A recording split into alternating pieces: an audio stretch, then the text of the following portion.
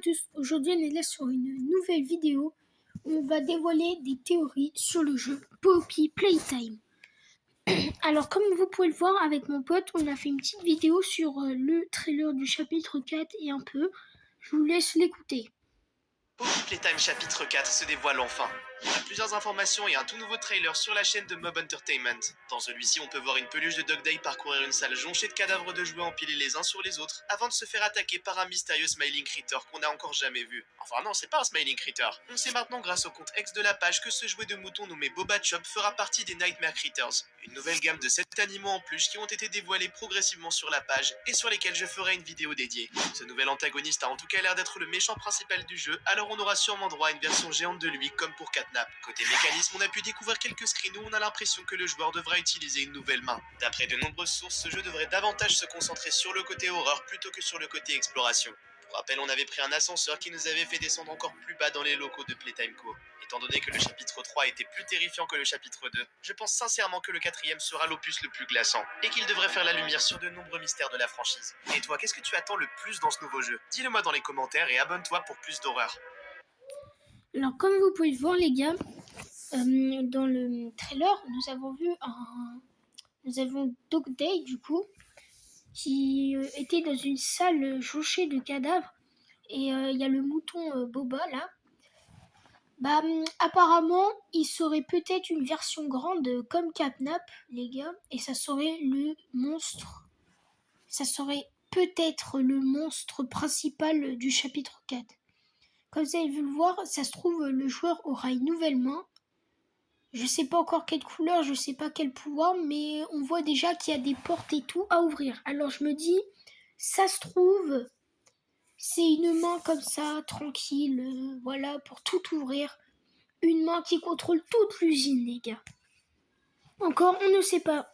On ne sait pas encore ce qui va se passer. En tout cas, ce qu'on peut dire aussi, c'est que ce chapitre va être beaucoup plus terrifiant, comme mon pote l'a dit dans la vidéo. Beaucoup plus flippant que le chapitre 3. Et comme il a dit, ce ne sera plus comme de l'aventure, mais plus sur le terrifiant. Alors, j'ai fini là pour cette première théorie. Deuxième théorie, les gars, c'est que Oli, le personnage là, Poppy Playtime chapitre 4 se dévoile enfin. Il y a plusieurs informations. Oli du chapitre 3 serait finalement, en vérité, le prototype, les gars. Le Information prototype et un tout nouveau trailer sur la chaîne. qui essayerait de nous emmener dans des pièges ou des endroits pour qu'il survive comme si quelqu'un le contrôlait, les gars. Bon, en tout cas, j'espère que vous me croyez bien parce que littéralement, il y a plein de preuves qui disent qu'Oli est mort. Sauf qu'il est peut-être vivant et que c'est peut-être vraiment l'humain. Mais qui vous a dit? Parce que comme par hasard, il a accès aux caméras. Ça veut dire que ça trouve c'est le prototype qui prend une voix qui nous appelle pour nous emmener dans une salle et mourir, les gars. Littéralement. Je sais pas comment ça va finir, mais je pense que le prototype c'est Oli, les gars. Il nous téléphone à chaque fois pour littéralement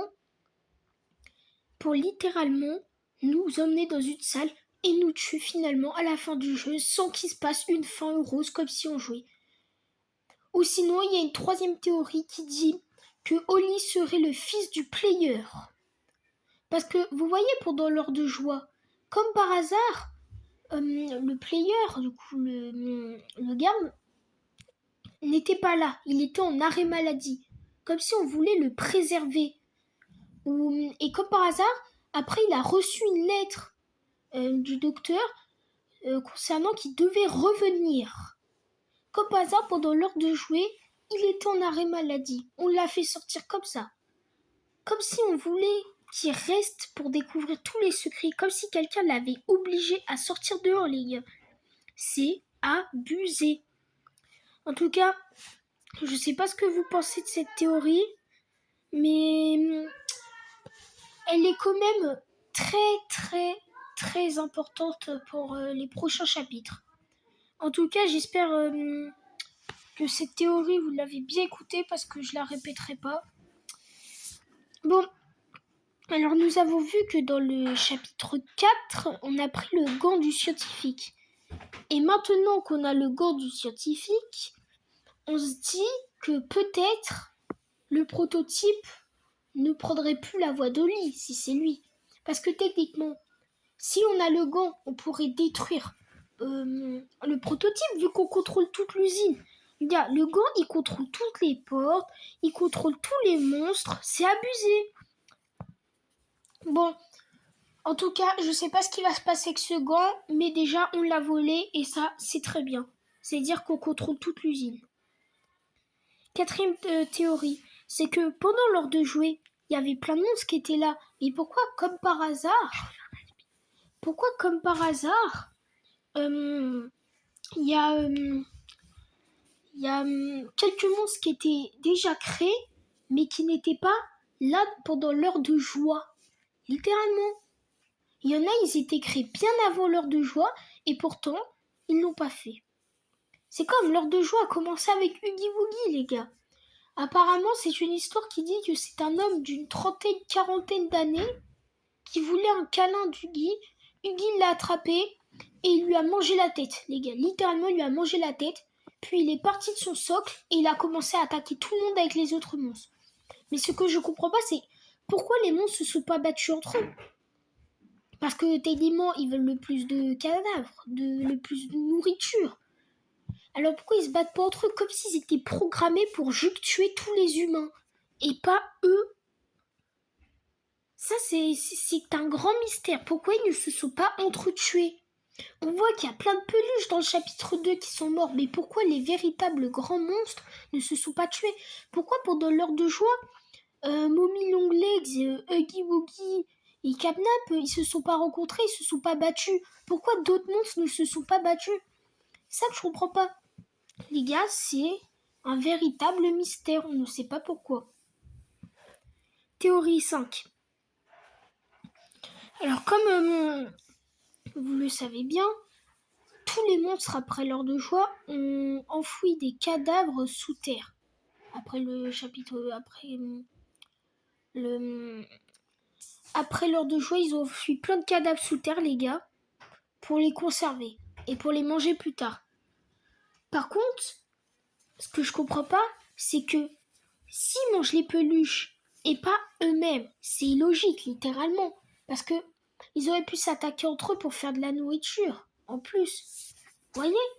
Comme si, par exemple, tous les niveaux, c'était des jeux programmés pour faire vivre comme une expérience, un truc où sinon on essayait de faire tester le garde. Comme si on lui mettait en épreuve des trucs. Qui vous a dit que tout ça, ce n'était pas faux, juste pour tester les capacités du player?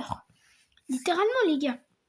Comme par hasard, pendant l'heure de joie, on est en arrêt maladie. Et là, après l'heure de joie, on nous envoie une lettre comme quoi on doit revenir tout de suite. C'est logique. Comme si c'était un pur test pour voir si le player était en capacité. Théorie 6. En vrai, je vous dis ça, je dis rien, mais je pense que Poppy, la petite poupée, est la véritable méchante du jeu. Je dis pas ça pour être méchant, mais peut-être qu'elle fait croire qu'elle est gentille. Mais quand elle n'est pas là, il y a plein de moments où elle n'était jamais là. Et quand elle n'était pas là, par exemple dans le chapitre 1 et tout, qui vous a dit qu'elle préparait pas un plan et qu'elle allait faire exploser l'usine? C'est comme, elle voulait nous emmener dans la garderie, elle nous a fait dévier d'un coup, et comme par hasard, le train, il se retourne, il prend feu. Comme si elle voulait nous emmener à la garderie, mais en même temps, elle voulait nous tuer. Parce qu'à la fin, elle dit, c'est fini pour toi. Après, comme par hasard, elle disparaît par magie et le train, il se crache. Je pense qu'elle veut être littéralement, elle veut faire croire qu'elle est gentille alors que c'est elle qui contrôle tous les monstres. C'est comme pour Kissimissy, dans le chapitre 3, quand elle vous attrape, au début elle voulait vous manger, et là comme par hasard, quand Poppy a dit Kissy, stop, bah là littéralement elle s'arrête, les gars. Comme si Poppy avait un truc et qui contrôlait tous les monstres. Kissimissy, elle aurait pu ne pas obéir à Poppy. Elle est plus forte qu'elle. Elle aurait pu l'attraper, l'acheter plus loin. Alors pourquoi elle aurait respecté ça? C'est comme, on voit une lueur bleue à la fin vers la fin, un moment dans le chapitre 4. Mais à tout moment, qui vous a dit que c'était pas une lueur rose? Évidemment, ça se trouve, Poppy et Kissy préparent un truc. Parce que c'est pas qu'on est parti sous terre comme ça que c'est pas fini, que Poppy c'est à tout moment Kissy ne s'est pas fait attaquer. C'était juste pour faire semblant et il prépare un plan. Les gars, je suis sûre que Poppy et Kissy préparent un truc. Kissy, elle est méchante, ça se voit. Elle veut juste, avec Poppy, ils veulent juste faire croire qu'ils sont gentils. Poppy, c'est sûr. Moi, j'ai une théorie, j'ai une hypothèse. J'ai une hypothèse, les gars, c'est qu'à la fin du jeu, elle fasse exploser l'usine. Ou elle nous fasse littéralement exploser. Théorie 7. Alors, comme vous le voyez, les gars, tous les monstres déjà sont presque équipés d'une bombe. Ou après être équipés d'une bombe. Parce que tout le monde dit, il y a un truc qui dit qu'il y a un scientifique, avant leur jeu de choix, là, quand tout le monde s'est réfugié dans ce labo, le scientifique a dit, vous inquiétez pas, les monstres ne pourront jamais sortir. Il a dit ça à la télé, après les journalistes lui ont dit, pourquoi? Après, il a dit, parce que tout le monde sont équipés de bombes. Alors, comment vous m'expliquez qu'après l'heure de joie, Huggy sort et il fait 5 victimes? Il y a même un gars dans la forêt qui l'a vu. Et après, pourquoi après il est retourné dans l'usine après les 5 morts? Il aurait pu rester, c'est une peluche, il est presque invincible au bal. Comment vous pouvez l'arrêter? Il aurait dû rester. Et au lieu de rester dehors, il est resté dans l'usine. Et là, comme par hasard, il ressort plus jamais. Comme si on l'avait équipé d'une bombe ou quoi. Théorie 8. Alors moi, les gars, vous voyez le prototype. Je pense littéralement que c'est pas lui-même qui s'est construit. Il y a forcément quelqu'un qui l'a construit. Parce que là, les gars, allez pas me dire, genre, il y a une âme, elle se baladait comme ça, elle s'est dit, tiens, et si j'allais me faire un corps avec des morceaux de monstres morts? À tout moment, c'est un scientifique ou quelqu'un, un enfant qui n'était pas transformé, qui a construit un robot pour se protéger. Ou ça se trouve, c'est Oli qui vous a dit qu'Oli n'était pas en vie, il n'avait pas construit le prototype. Ce quoi il prend la main de Mommy Longlegs là? Si on se met en mode là pour spectateur, parce qu'on peut parfois sur le PC, si on voit qu'un bras, comme s'il y avait quelqu'un derrière qui tirait le bras pour pas qu'on voit sa main humaine. Littéralement, il n'y a pas un robot, il va construire comme ça. C'est comme, pourquoi, littéralement, Huggy, il est tombé dans le vide et sur le corps du prototype, il y a des morceaux du Huggy Wuggy. Allez pas me dire qu'il est allé chercher dans le vide. Il n'a pas des bras aussi immenses, il n'a pas sauté quand même. Ça, je trouve bizarre. Pourquoi il a des morceaux du Huggy? Ou sinon, ça se trouve, il y a d'autres Huggy. On sait jamais, hein. Qui vous a dit que quand le Huggy est sorti, c'était pas un Huggy raté? C'est comme dans la table d'opération, c'était en noir et blanc. Il y en a, ils disent que c'est Huggy Smith raté et d'autres des Huggy Wuggy. Mais moi, je pense que c'est un Huggy Wuggy raté. Ils devaient d'abord faire une expérience, ça a été raté, et donc, ils ont complètement arrêté. Et après, quelques années plus tard, ils ont construit un vrai Huggy, les gars. Non mais littéralement, je ne comprends rien. Bon, en tout cas, j'espère que vous aurez aimé cette vidéo. N'hésitez pas à liker, vous abonner, partager et commenter. Ciao!